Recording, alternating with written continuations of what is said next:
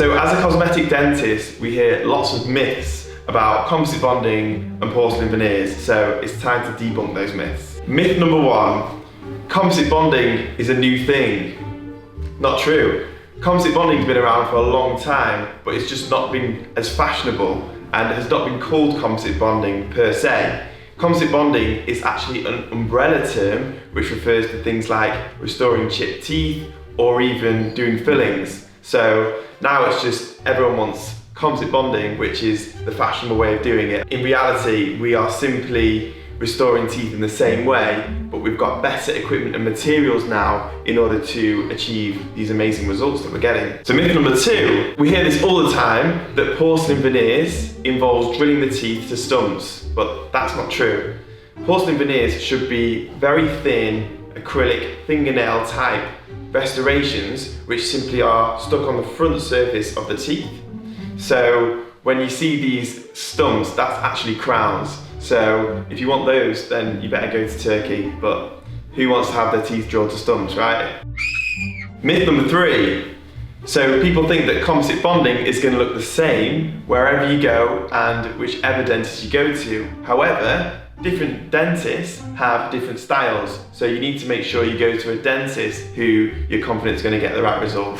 So myth number four, whatever you get done, that's it. You've had your teeth done and it's going to last forever.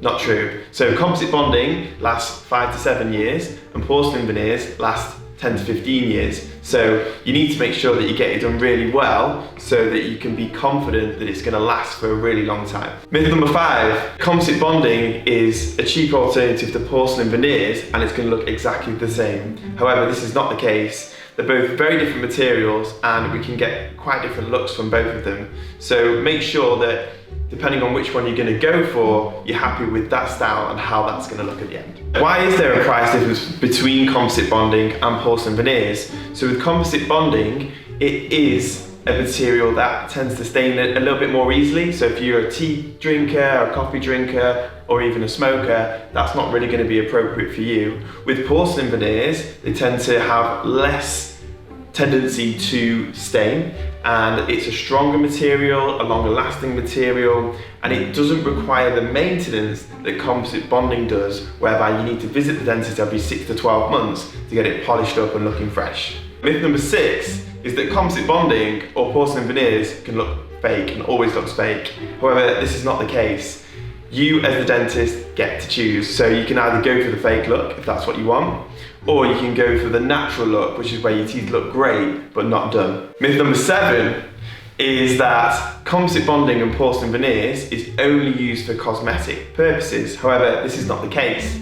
If you've got some areas of tooth wear or erosion or broken down teeth, sometimes we need to use these materials to build them back up so that they're stronger and that they don't break down. So myth number eight is that porcelain veneers are painful. However, if done correctly and not drilled down to stumps, not mentioning any countries or anything, then it should all be within the enamel. So this is an area of the tooth which is not sensitive. So essentially, as long as you use a little bit of anaesthetic and get the teeth prepared in the enamel, then the veneer should not be painful and you should have some nice looking teeth at the end of it. Myth number nine. So a lot of people think that anyone can get composite bonding, doesn't matter what your teeth look like.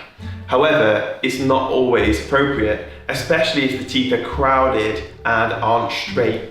Because if the teeth aren't straight, then in order to make them look straight with composite bonding, then we need to start drilling teeth back, which is not what we want to do. We want this to be a healthy smile makeover. So I always recommend teeth straightening before composite bonding. However, if the teeth are very mildly crowded and crossed over, we can do a few adjustments which are still safe in order to produce a really nice result. And myth number 10, people also think that composite bonding and porcelain veneers always have to look super white.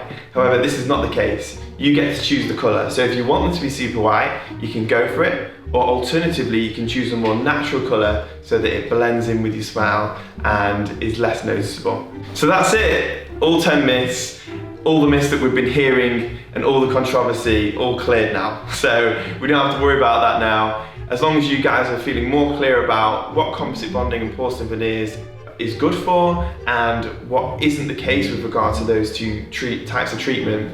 And if you're interested in learning more about what we could do for you, then why not give us a call, get in touch, and we'll see you for a consultation to work out which type of treatment is going to be most appropriate for you to get you your dream smile here at YDS.